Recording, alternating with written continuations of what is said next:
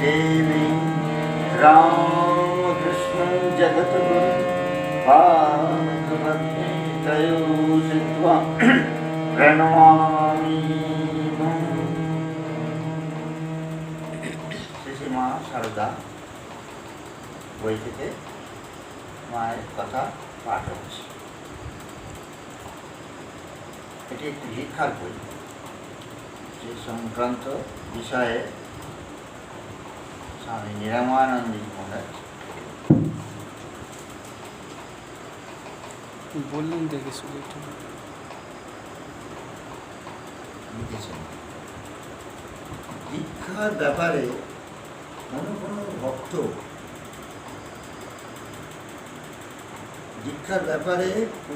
ভক্ত কে শ্রীরামকৃষ্ণ শ্রী শ্রী মায়ের কাছে পাঠাইয়া দিতেন।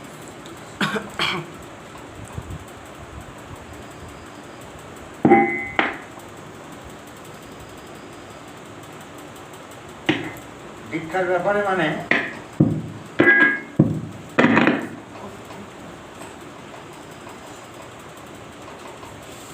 যখন কেউ মায়ের কাছে দীক্ষা নিতে আসত, তখন শ্রীরামকৃষ্ণদের শ্রী শ্রী মায়ের কাছে পাঠিয়ে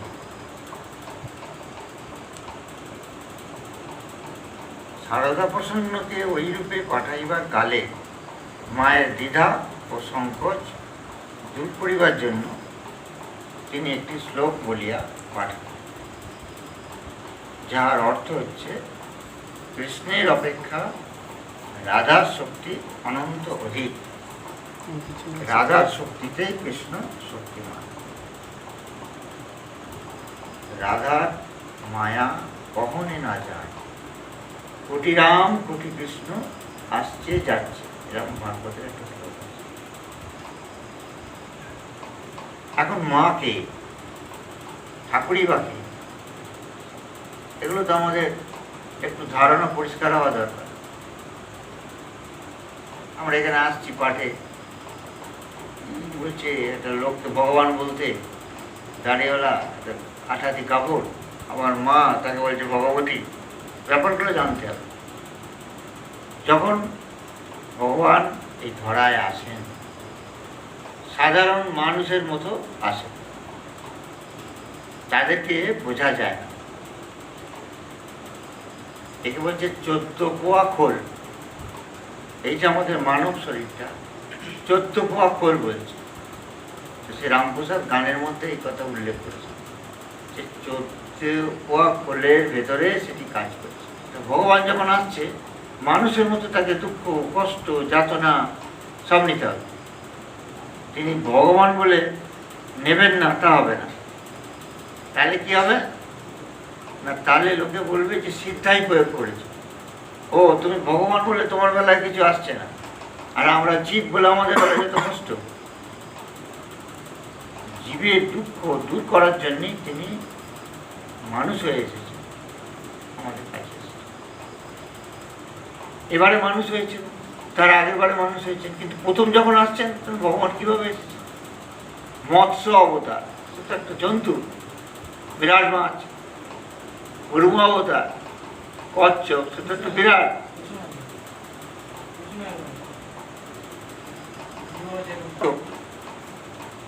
সেটা জন্তু একটা। বরাহ অবতার, বরাহ অবতার মানে কি? শুকর। শুকর একটা ভগবান হয়ে যাবে? আমাদের অসুরের যেমন প্রবৃত্তি, অসুরকে নিধন করার জন্য তাকে সেই আকার আকৃতি ধারণ করতে হয়েছে। তুমি যেমন তোমার মতো না হতে পারলে তোমাকে তুমি বধ করতে পারবো না। রাবণকে কিছুতেই মারা যাচ্ছে না, বিভীষণ এসে সাহায্য করছে। রাবণ হচ্ছে রাক্ষস কুল, আর বিভীষণ এমন লগ্নে জন্মেছেন তিনি দেবতা, রাক্ষস হয়েও তিনি দেবতা সমান। সেই জন্য রামচন্দ্রের সঙ্গে এসেছে, তাও তাকে অপবাদ দিতে হয়েছে। ঘরের শত্রু বিভীষণ। তাহলে সে বলে বলে দিচ্ছে রামচন্দ্র, তুমি এইখানে মান প্রহার করো, ওইখানে মান মারো, ওইখানে মেরো না, সব গন্ডগোল হয়ে যাবে। জানে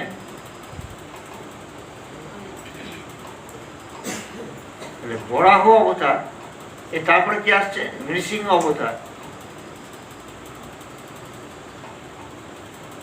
অর্ধেকটা মানুষ, অর্ধেকটা পশু।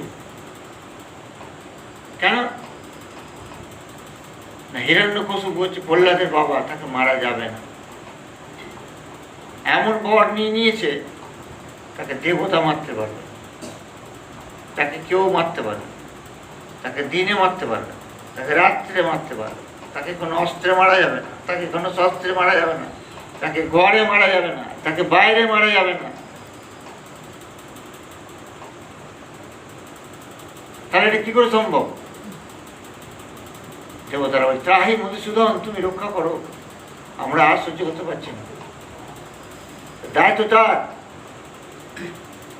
তখন তিনি কি করছেন? অর্ধেকটা দেবতা, এই অর্ধেকটা মানুষ, অর্ধেকটা পশু, মিলল না। বড় যখন হিরণ্যকশিপুকে মারছে, তখন বলছি মারছে কি করে? বলছি কেন? আমাকে তো কোনো মানুষও মারতে পারবে না। বললো দেখো আমি মানুষ নয়। আমাকে তো কোনো জন্তু মারতে পারবে না। বলে দেখো আমি তো জন্তু নয়। আমাকে তো দিনে মারতে পারবে না, তুমি মারছি কি করে? বলে এখন দিন নয়, গধূলি। তুমি তো আমার কোনো জায়গায় মারতে পারবে না, ঘরে বাইরে। তো ঘরে বাইরে কোনো জায়গায় মারছি না, চৌকাঠের উপর মারছি তোকে। তুমি তো অস্ত্র শস্ত্রে মারতে পারবে না, তোকে নখ দিয়ে মারবো আমি। তাহলে ভগবানকে এত কঠিন হতে হচ্ছে আমাদের জন্য। ভগবানের ওই রূপ, সেই রূপকে তিনি শান্ত করতে পারছেন না। ভয়ঙ্কর রূপ নিয়ে অনেক কাণ্ড করে শান্ত। তা এটা হচ্ছে যখন ভগবান আসে, তখন মানুষের মতো আসে। আমাদের যেমন যেমন প্রবৃত্তি চলে, সেই রকম মানুষ ভগবান হয়ে আসে। তা এসেছেন ঠাকুর খুব সহজ সরলটি হয়ে, সাধারণ, কেউ যাতে বুঝতে না পারে। আবার মা শারদা আরও সে ভেতরেই ঢুকে থাকে, বাইরে চোখ সব ঢাকা থাকে, অবগুণ্ঠা, এত লজ্জাশীলা। কেউ ঠাকুর কোনোদিন মুখ দেখে। সেই জন্যে এরা ভগবান ভগবতী। তা দীক্ষা নিতে এসছে, সে এই শারদানন্দকে উনি দীক্ষা দিয়েছে, ত্রিগুণাতীতানন্দ। এই শারদা প্রসন্ন, এখানে শারদা প্রসন্নকে দীক্ষা দিয়েছিলেন। তা মা মেয়ে মানুষ, সে একটা পুরুষ মানুষ, তাকে দেখে দেবো কি? সে আসে না, বাইরে আসে না, লজ্জাশীলা। এটা আমি কি করে দীক্ষা দেবো? ঠাকুর বলবো তাহলে ওঠে, ওকে দীক্ষা দাও। সংকোচটা ভাঙছে কেন? তিনি গুরুরূপে তো অধিষ্ঠান করবেন, জগৎ জননী হবেন, সঙ্গ জননী হবেন, কি করে হবেন? ঠাকুর সেই জন্যে শারদা প্রসন্নকে পাঠিয়ে ওই ভাবটাকে ভেঙে দিচ্ছে। তাই এই ভাগবতের শ্লোকটি এখানে বলছেন যে কৃষ্ণের অপেক্ষা রাধার শক্তি অনন্ত গুণ অধিক। রাধার শক্তিতেই কৃষ্ণ শক্তিমান। কে বলছেন? শ্রীরামকৃষ্ণদেব বলছেন। এবার মা কি বলছেন? মাও তো ছাড়বার পাচ্ছি না। আমি যদি ভগবতী হই, আমি অনন্ত শক্তির আধার হই, তুমি কি বাবা? তুমি ওরকম বলে বলে পাঠাচ্ছ আমাকে। তখন আবার শ্রীমা শ্রীরামকৃষ্ণকে কিভাবে দেখতেন, কতখানি ভালোবাসিতেন, ভক্তি করিতেন, তাহা সাধারণ মানব মনের কল্পনার বাইরে। চিন্তা করুন, যদি সাধারণ হিসেবে ধরা যায় তাহলে তো স্বামী স্ত্রী। শ্রী মা বলছেন একটি ফুল দিয়েও আমার কোনোদিন আঘাত করেনি ঠাকুর। কি পবিত্র ভাব! ফুল দিয়েও কোনোদিন আঘাত করে, এমনি কথা বলা, এ করা। তা বলছে কখনো গুরু ইষ্ট বা পতিরূপে, কখনো সন্তান ভাবে, আবার কখনো দেখিতেন শ্রীরামকৃষ্ণ মা ভবতারিণী সচল।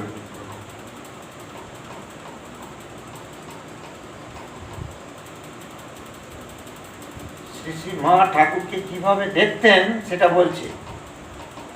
কিভাবে দেখতেন? কখনো গুরু, অতি গুরু, সোজা হিসাব, স্বামী গুরু তো বটে, তিনি ইষ্ট ভগবান, স্বামী মানে ভগবান, ঠিক আছে, বা প্রতিরূপে তিনি আমার স্বামী। কখনো সন্তান নয়। মাকে জিজ্ঞেস করা হয়েছিল, ঠাকুর তোমার কে? ছেলেরা মাকে জিজ্ঞেস করছে, আচ্ছা মা, ঠাকুর তোমার কে? ঠাকুর আমার সন্তান। কোথায় চলে গেছে? কোন পবিত্র জায়গায় চলে গেছে? মা নিজে মুখে বলছে যে এত লজ্জাশীল। তাহলে আবার কি দেখছে না, কখনো স্বয়ং ভবতারিণী রূপ ধরে চলাচল করছে। যে দেখেছে সে তো বলবেই, সে না বলে থাকবে কি করে? ঠাকুরকে দেখেছেন যে চলমান ভবতারিণী, ভবতারিণী বিগ্রহ যেন সামনে ঘুরছে, আর সে আমার কাছে পাঠিয়ে দিল, আর তোমরা শুনে নিলে।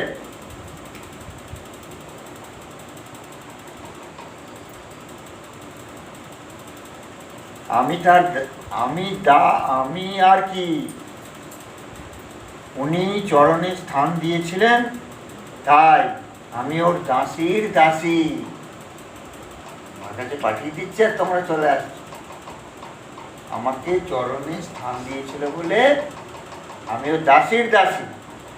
আরো বলে পাঠিয়ে দিল যে কৃষ্ণের চেয়ে রাধার শক্তি অনন্ত গুণ বেশি, তোমরা আমার কাছে চলে এলে দীক্ষা নিতে। এই দুজনের ভাব বলছে, এরা ভগবান ভগবতী জগতে এসেছেন এরা। ব্যাপারগুলো একটু বুঝতে হবে, তারা আনন্দ পায়। সাধারণ লোকে শ্রীরামকৃষ্ণের সর্বধর্ম মত সাধন ও ধর্মভাব সমন্বয়ে বেশি মুগ্ধ আকৃষ্ট। সাধারণ মানুষ যারা, যে ঠাকুর বললেন, ঠাকুর তখন ধর্মে ধর্মে খুব হানাহানি হচ্ছিল। হিন্দু ধর্ম সেটাকে ইয়ে করে ব্রাহ্ম ধর্ম হলো, খ্রিস্টানরা এসে অত্যাচার করছে, মুসলিম ধর্ম এর আগে বহুদিন ধরে ছিল, তারা এতদিন ধরে মানে ভারতবর্ষকে শাসন করেছে। ভীষণ একটা সংকটে পড়েছে, ঠাকুর এসে রক্ষা করবে। ঠাকুর এসে বললেন যত মত তত পথ, কাউকে ছোট করলেন। খুব ভালো, এতে কাউকে ছোট করছে না, নিজের মতটাকে বড় করছে না। তো এই জন্য বলছে সাধারণ মানুষ তার যে সর্বধর্ম মত, সর্বধর্ম মত মানে সব ধর্মে তিনি যে সাধনা করে সিদ্ধি লাভ করেছেন, এটা হচ্ছে সর্বধর্ম মত। এর আগে তো কোনো অবতার পুরুষ করেনি, কোনো ভগবান করেনি, সে নিজের ভাবটা প্রচার করে গেছে। এই যুগে ভগবান শ্রীরাম কৃষ্ণদেব এসে মুসলিমদের ওখানে গেছেন, তিনি আল্লাহ তপস্যা করেছেন, বৈষ্ণবদের এরকমভাবে সাধনা করেছেন, তন্ত্রের সাধনা করেছে, সমস্ত 64 রকম সাধনা, আর সব 3 দিন সিদ্ধি লাভ। অদ্বৈত ব্রহ্মের যে সাধনা তোদা করিয়ে এলেন 3 দিন, বলে আমার 40 বছর লাগলো। হে রামকৃষ্ণ কেবলমাত্র 3 দিনে অবাক হয়ে গেছে, মন নামাতে পারছে না, তাকে হরিওম হরিওম করে মন নামাচ্ছে জগৎ। এত স্বয়ং ভগবান তো, এইটা একটা বিশেষত্ব, সাধারণ লোক এইগুলো দেখছে। শ্রী শ্রী মা মনে করেছেন, শ্রী শ্রী মা কি মনে করেছেন? শ্রীরামকৃষ্ণের কাম কাঞ্চন ত্যাগের তুলনায় উহা অতি সামান্য।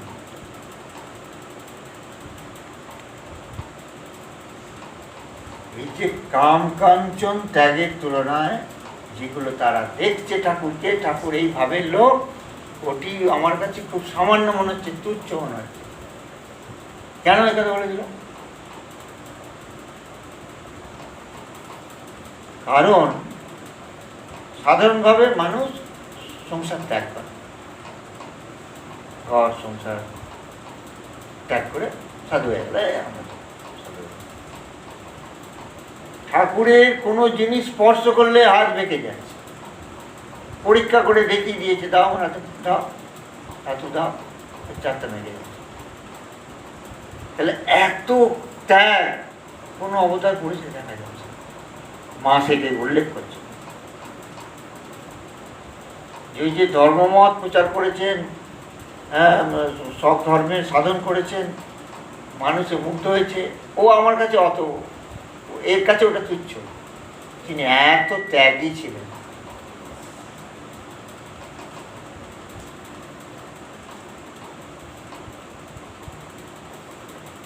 এত সত্যনিষ্ঠ ছিলেন, সত্যকে রক্ষা করতেন।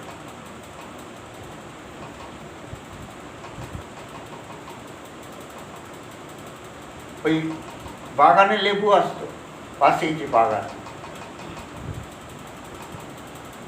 বলা ছিল মালিক দুটো তিনটে করে লেবু ঠাকুরকে ভাত খাওয়ার সময় দিয়ে। এখন হয়েছে কি, যেদিন নিয়ে এসেছে লেবু, ঠাকুর খেতে পারছে, বুঝি তো খাওয়ানো নিয়ে আজ খাচ্ছে না। খোঁজ নিয়ে দেখা গেল ওই দিন থেকে জমিটা অন্য কাউকে লিজ দিয়েছে, তাহলে তা তোমাদের নয়, অন্য লোকের। তো এটা সত্য রক্ষা হচ্ছে না, তো চুরি হয়ে যাচ্ছে। না বলে তুমি অন্যের জিনিস নিয়ে আসছো, ঠাকুর খেতে পারছে না, শুতে পারছে না।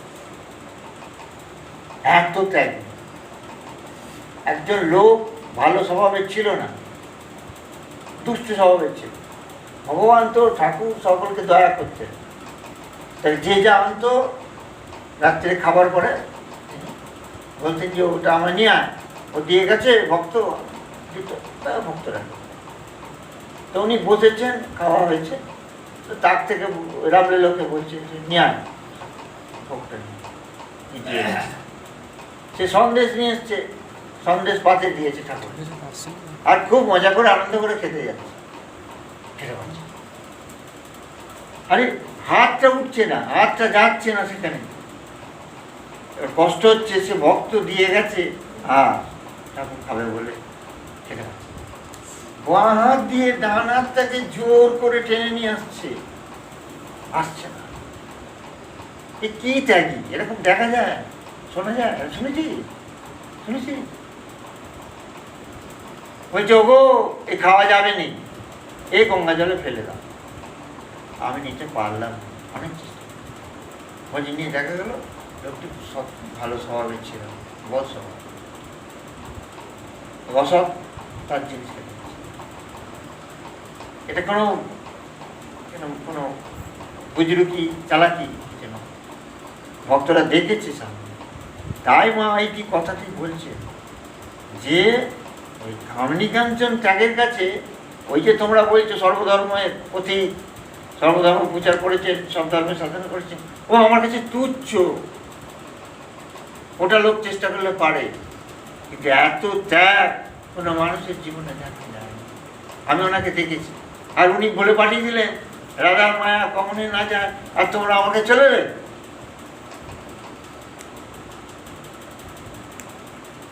ঠাকুর যেমন বলে পাঠিয়েছে, মা এবার বলছে।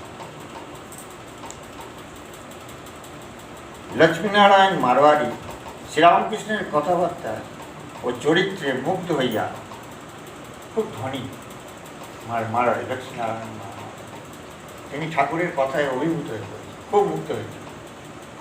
এবং ঠাকুরের যে চরিত্র, যে জীবন ধারণ, তাকে চরিত্র মুগ্ধ হয়ে কি হয়েছে না, একবার তার সেবার জন্য 10,000 টাকা দিতেছে। তৎকালীন যুগে, এখন নয়, তখন 10,000 টাকা।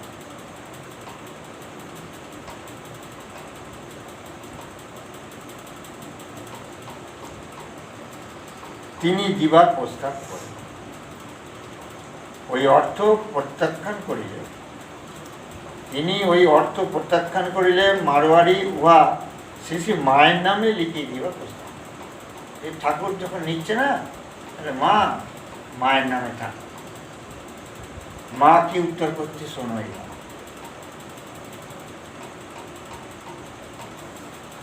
কিরকম জীবনযাপন করলে আনন্দে সুখে থাকা যায়,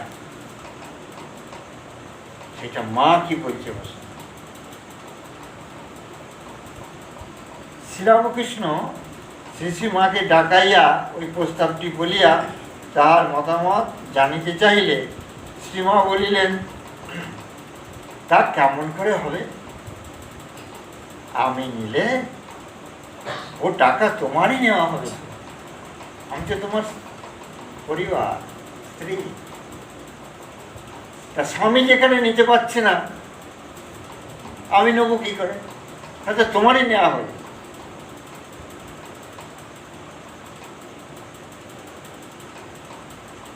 আমার কাছে থাকলে তোমার সেবায় ব্যয় না করে থাকতে পারবো, এই টাকা কিছুতেই নেওয়া হবে না, আমি নিতে পারবো।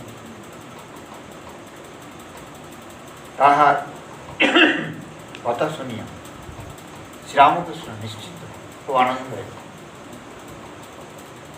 কি বলবে, সেও ত্যাগ হচ্ছে আগুন তার দাহিকা শক্তি, ব্রহ্মের শক্তি হচ্ছেন ঠাকুর মা। এই যে আমরা কিন্তু সবাই প্রকৃতি, আমরা সবাই প্রকৃতি। মা আমাদের ভেতরে ঢুকে কাজ করছে, এই শক্তি যোগাচ্ছেন বলে আমরা চলাফেরা, কাজকর্ম সব কিছু করতে পারছি। সেটা বলছে যে ও আমি নিতে পারবো না, ঠাকুর নিশ্চিন্ত হয়েছে। দক্ষিণেশ্বরের ঘরটিতে ভক্তের মেলা বাড়িয়া চলিয়াছে। এবার অগণিত ভক্ত আসতে শুরু করেছে। অবিরাম ঈশ্বর প্রসঙ্গ, অকাতরে জ্ঞান ভক্তি প্রেম বিতরণ চারিদিক হইতে যথার্থ শান্তিকামী নরনারীকে আকর্ষণ করিয়া আনতেছে। সব আসছে, এবার এ আসছে।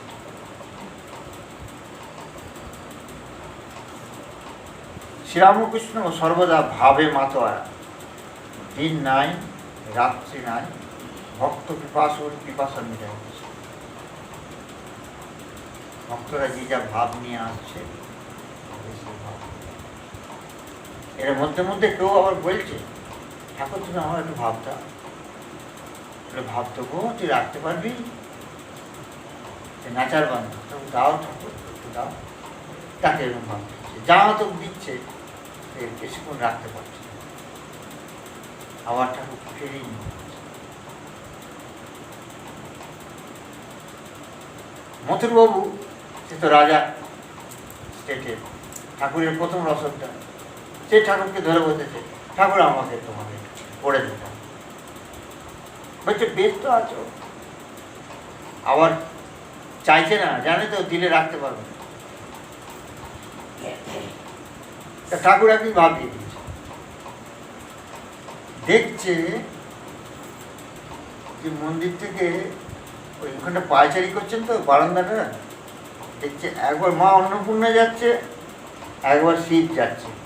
বলছে কি হলো? আমি তো দেখছি ঠাকুর যাওয়া আসা করছে, তো এরকম দেখছি কেন? ভাবছে মনের ভুল, বারবার চোখ রামড়াচ্ছে। দেখছি একবার ঠাকুর যাচ্ছে, আবার শিব আসছে, আবার যাচ্ছে, আবার মা অন্নপূর্ণা আসছে। 2-3 বার এরকম হয়েছে। পরে ঠাকুরের কাছে দিতে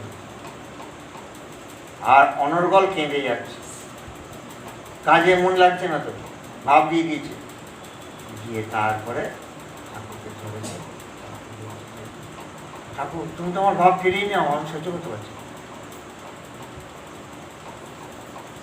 জাগতিক যে বিষয় ভাব সম্পূর্ণ উদাও হয়ে একটা দিব্য ভাবের সঞ্চার, এত আনন্দে তখন নিজেকে ঠিক খালি হওয়া করে থাকে। এটা অনেক করেছে ঠাকুর। তাহলে ভক্তি প্রেম শান্তি যে যা কামনা বাসনা নিয়ে আসছে, ঠাকুর তাদের তাই বলছে যে শ্রীরামকৃষ্ণ সর্বদা ভাবে মাতোয়ারা, দিন নাই রাত্রি নাই, ভক্ত পিপাসুর পিপাসা মিটাইতেছে। তাহাকেই যাহারা জীবনের আদর্শ ও আশ্রয় বলিয়া চিনিয়াছেন, সাধন ভজনের ভিতর দিয়া তিনি তাহাদের জীবন গঠনে সহায়তা করিতেছেন। তাহাকেই যাহারা জীবনের আদর্শ ও আশ্রয় বলিয়া চিনিয়াছে। ভাবতে হবে, তার শরণাপন্ন হতে হবে। সকলের হবে না, যারা ভাবছে, যারা দীক্ষার বই তো দীক্ষা মানে ঠাকুরকে যারা মনে প্রাণে ভগবান বলে গ্রহণ করছে, তার কাছে তাকে বিশ্বাস করছে, নির্ভর করছে, তাদের ভেতরে তিনি এই জিনিসকে সঞ্চার করছেন, তো কাজ হবে না।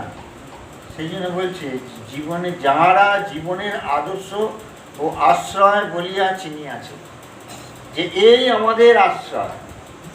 আমরা ভালো রকম বুঝতে পারছি আমাদের ভালো মন্দের কাণ্ডারি হচ্ছে না, এটা তাদের একটা উপলব্ধি হয়েছে।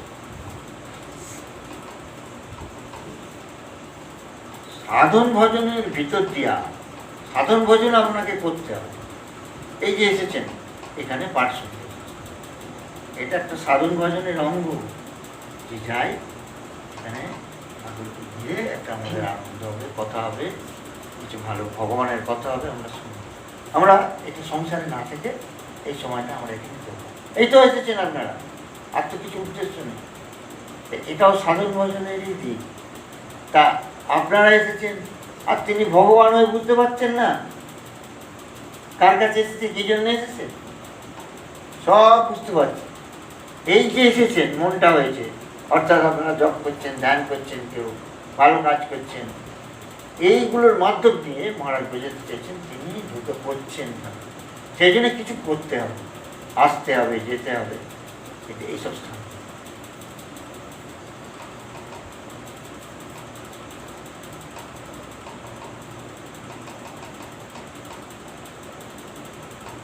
কারণ তাহারাই তাহার উদার ধর্মমতের ও ত্যাগের আদর্শের যোগ্য উত্তরাধিকারী।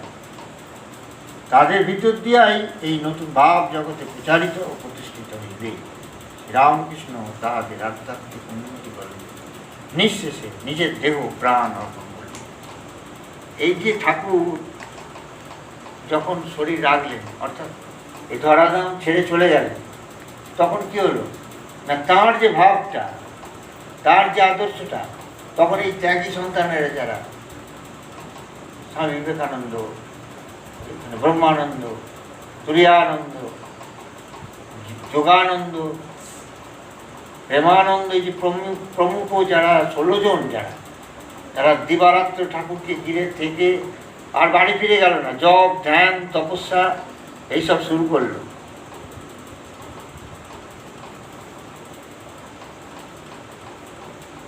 করে কি করলো না, তার আদর্শটাকে জগতে পৌঁছালো। তবে তো আজকে আমরা এখানে আসতে পারছি, তার কথা পড়তে পারছি, এসব তো তাদের দান, পরিশ্রমের দান। সেইটা বলছে।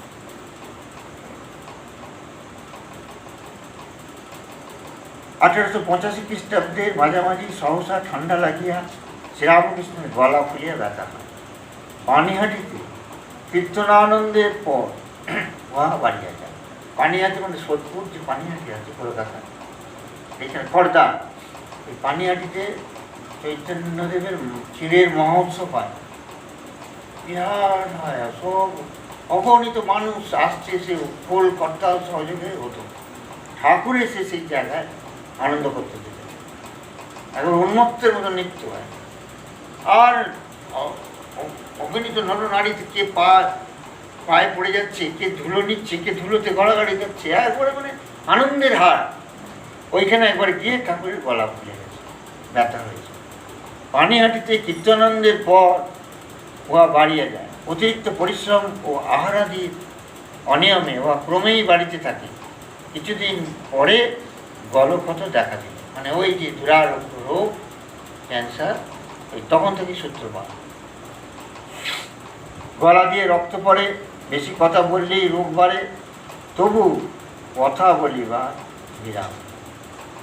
ভক্ত আসলে তিনি এই ভগবানের কথা তাদের জানা, গলা কেটে যাচ্ছে, রক্ত পড়ছে, কিন্তু আনন্দের কোনো খামতি নেই, কোনো কমে যাচ্ছে। আমাদের কি হবে, যে কথা বলা বারণ, ডাক্তার বারণ করে দিয়ে গেছে,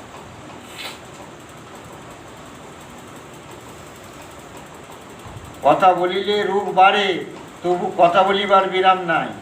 কাহাকেও সাধনার নির্দেশ দিতেছেন, কাহাকে জ্ঞান মুক্তির উপদেশ দিতেছেন। অহরাত্র এক দিব্যভাবের সঙ্গে কাটিয়া চলিয়াছে। যখন এটা ঠাকুর এইভাবে ভক্তদের, শিষ্যদের, তার কাছে যারা আসতেন তাদেরকে আনন্দ দিয়েছেন। যথাগ্নি দাহিকা শক্তি রামকৃষ্ণ সর্ববিদ্যা স্বরূপান্তা শারদা প্রণমামি।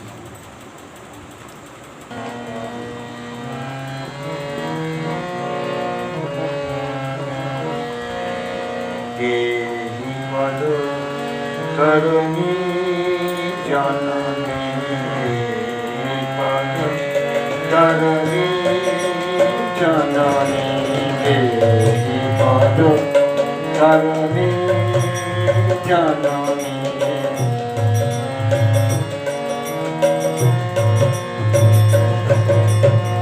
দিন দিন যায় দিন আসে মা গো সেই দিন, দিন দিন যায় দিন আসে মা গো সেই দিন, দিনে রাত তাই তোরে ডাকি দিন তারিণী।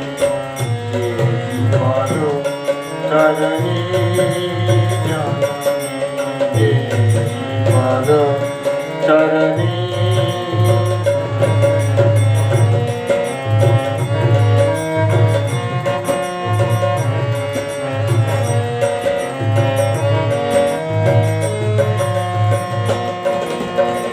জানি না কি বলে আমি ডাকি মা তোমারে, শিখাইছ মা বলিতে মা বলিয়ে ডাকি তাই। জানি না কি বলে আমি ডাকিব গো মা তোমায়, শিখাইছ মা বলিতে মা বলিয়ে ডাকি তাই। গো পুত্র যদিও হয় মাতা কখনো নয়, পুত্র যদিও হয় মাতা কখনো নয়। চরণ শরণে তাই রয়েছি তারিণী। দেহি পদ তরুণী জননী, দেহি পদ তরুণী।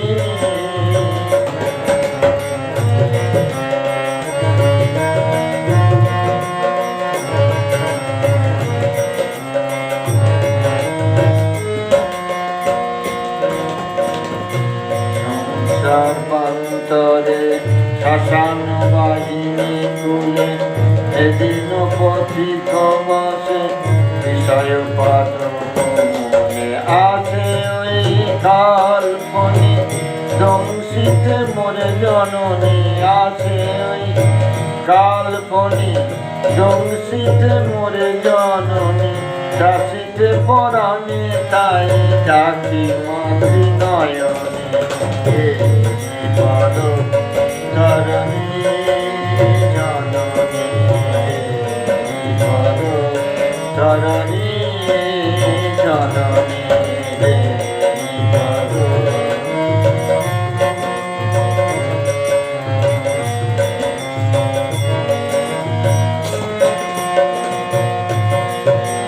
মায়া মায়া বিনি মোরে কুপথে লয়ে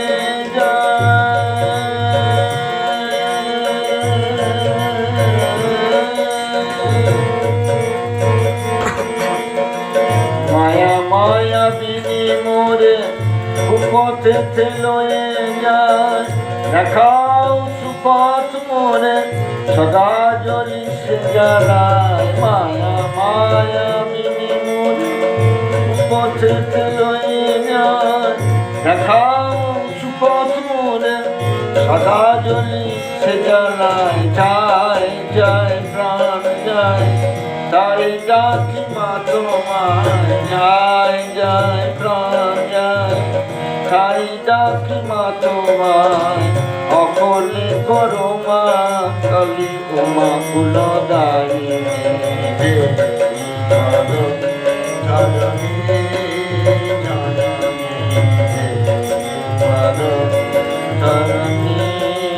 জননী দেবী পদ চরণী দিন দিন যায় দিন আসে মাগো সে দিন দিন যায় দিন আসে মাগো সে দিন দিন রাত তাই করে ডাকিতে নয়ন মারে পদ চরণী জননী চরণী